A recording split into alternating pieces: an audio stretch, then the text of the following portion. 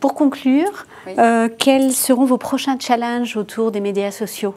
Alors, pour nous, il y a les deux challenges, comme on l'utilise comme un vrai média à part entière, 1 600 000 fans sur à peu près, on va dire, 8 millions de 13-25. On a encore du chemin à faire pour que ce soit vraiment le mass média, même si on sait que d'avoir 1 600 000 fans, ça nous met à peu près en relation avec 9 millions de personnes dans la cible. Ce serait encore mieux si ces 9 millions, on les avait directement dans notre base fan. Maintenant, donc ça c'est un premier indicateur. Le deuxième indicateur, c'est l'interaction. Nous, ce qu'on aimerait vraiment, c'est qu'on ait 50% de nos posts, enfin que sur tous nos posts, 50% de la base fan interagissent, pour que ce soit vraiment quelque chose où on se dit, oui, vraiment, on les touche et ils sont engagés sur la marque. Aujourd'hui, on est plutôt aux alentours de 15-20%, ce qui est pas mal, mais on a encore du chemin à faire. Bon. Arnaud, pour Fanta, quelles sont vos perspectives à moyen terme? On va continuer en accélérant. Aujourd'hui, le digital, les médias sociaux, c'est vraiment une de nos priorités, mais c'est pas encore, c'est pas là où on accorde le plus de budget, parce que la télé, c'est encore là ce qui nous coûte le plus cher. Le premier enjeu, ça va être de suivre l'évolution des médias sociaux, parce qu'en fait, la situation des médias sociaux aujourd'hui, c'est pas la même qu'il y a 4 ans. Il y a des choses qui viennent, il y a des choses qui périclitent, donc il faut absolument être toujours au courant de ce qui se passe, pas rater une opportunité, parce que des choses qui se créent, il y en a tout le temps, et voilà. Être capable de passer de l'un à l'autre pour être toujours au cœur des préoccupations et des occupations des ados. Ça, c'est le premier truc. Le deuxième, et ça a été dit par pas mal de gens ici aujourd'hui, c'est la co-création. Quand on parle, moi j'ai parlé beaucoup d'interactivité. L'interactivité, ça veut donc dire que les choses viennent des deux sens. Donc oui, on doit proposer du contenu, on doit stimuler la cible, mais c'est encore mieux quand ça interagit. Quand ça interagit, quand ça co-crée, quand les contenus peuvent être évolutifs. Voilà. Et le troisième point, c'est faire, je pense, une sorte de pédagogie interne ou avec nos stakeholders pour que on comprenne que ce qui compte dans les médias sociaux, c'est pas la quantité, c'est la qualité. Et on parle beaucoup d'interaction. Je pense pas que ce soit le but. Le but n'est pas d'avoir le plus grand nombre de fans. Le but est justement d'avoir 50% de ces fans qui interagissent dès qu'on met quelque chose. Il y a beaucoup de gens qui sont fans de marques parce qu'un jour ils ont cliqué sur like pour je ne sais quelle raison et qui ont complètement oublié que cette marque leur parle de temps en temps. D'ailleurs, ils l'ont un peu mis en spam sur Facebook, ce qui fait qu'on ne voit même plus les posts qui sont amenés par cette marque-là. Ces gens-là, en fait, ils ne devraient pas compter.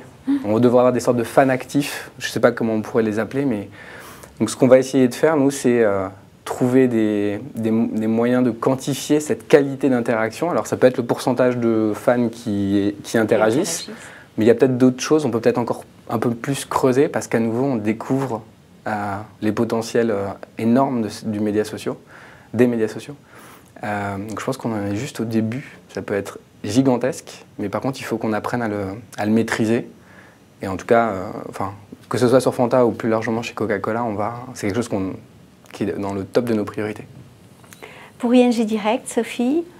Alors, c'est quelque chose qui est aussi très prioritaire, puisque ce qu'on constate dans la banque, mais comme dans pas mal d'achats impliquants, finalement, le réflexe maintenant pour un nouveau client qui veut choisir un service bancaire, c'est devenu aussi d'aller chercher l'information sur les réseaux sociaux. Donc, je dirais c'est hyper important de continuer à avoir cette cohérence et aussi à être très très bon sur le basique et assurer notre service de manière impeccable, de manière à ce que ce qui se répercute sur les médias sociaux soit véritablement le reflet des valeurs de la marque et de ce qu'on veut faire passer. Donc à ce titre, il y a un travail en interne aussi de pédagogie qu'on a déjà commencé à faire mais qui est à poursuivre pour que chaque département de l'entreprise qui peut à un moment toucher directement ou indirectement au client ait conscience des impacts que ça peut avoir et du coup comprennent aussi les bénéfices. Nous, on a un enjeu particulier qu'on suit de manière attentive, c'est tout le SAV donc service après-vente en fait, par les réseaux sociaux, qui en France est très très faible pour l'instant. Alors on a un service téléphonique qui fonctionne très très bien, donc nos clients, quand on les interroge, en recherche nous disent « je ne vois pas pourquoi j'irais vous demander quelque chose sur Facebook si ça concerne mon cas particulier parce que c'est privé et ça marche très bien au téléphone ». Donc on a de temps en temps plutôt des gens qui, dans les millions de traitements qu'on fait chaque année, on a peut-être 2-3 ratés par mois, donc il y en a un qui va aller poster une réclamation. Donc ça c'est quelque chose à suivre, mais si on regarde par exemple, nous on est présent dans 9 pays, notamment dans des pays anglo-saxons. Là-bas, Twitter, par exemple, est vraiment devenu un canal de relations clients. Donc, pour l'instant, on ne le voit pas trop venir. Nous, pour la France, je ne sais pas ce que vous en pensez, en tout cas dans notre domaine. Donc, on est plus effectivement dans des questions génériques sur la marque, des avant-premières, etc., que la recherche d'informations personnelles sur mon cas particulier. Mais c'est quelque chose à monitorer. Et en tout cas, comme le volume des questions sur les produits et les services est en train d'augmenter, l'enjeu organisationnel, c'est de faire sortir aujourd'hui, les réseaux sociaux on a une approche très centralisée et très lié et au sein du marketing. Et l'idée, c'est d'arriver à former des correspondants et, dans notamment les RH, dans le service client, pour que ça devienne un petit peu un projet plus transversal et moins un projet du marketing. Et donc, ce qui va suivre derrière ça, c'est aussi d'étendre progressivement les actions qu'on peut faire aujourd'hui, qui sont très focalisées sur les clients et les non-clients, vers les futurs candidats, donc tout ce qui est marque employeur, donc les communautés, l'écosystème en fait complet, on va dire, de l'entreprise et pas uniquement la partie marketing commercial. Voilà, donc c'est un peu la perspective. Pour Areva, Caroline? Alors, ça va être aussi beaucoup de pédagogie interne et continuer à mobiliser les gens qui ont justement cette connaissance empirique de nos activités pour qu'ils aillent répondre au grand public sur les supports qu'on met à leur disposition. Et c'est aussi, pour le moment, on a une stratégie de communication qui est très orientée France et États-Unis.